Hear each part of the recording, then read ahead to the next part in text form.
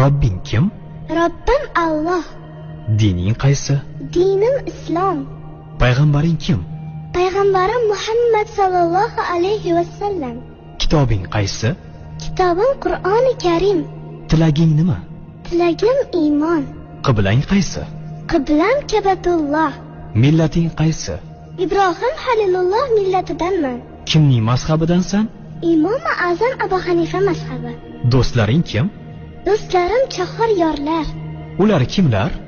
Abu Bakr Siddiq, Hazrati Umar, Hazrati Usmon, Hazrati Alidir.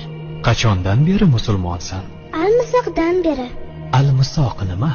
Alloh taolo ruhimizni yaratib, ulardan va'da olgan kun. E'tiqoding qaysi? Ahli sunna va jamoa e'tiqodi. Kimni yaxshi ko'rasan? Alloh taoloni. Undan keyinchi? Payg'ambarimiz Muhammad alayhissalomni. Undan keyin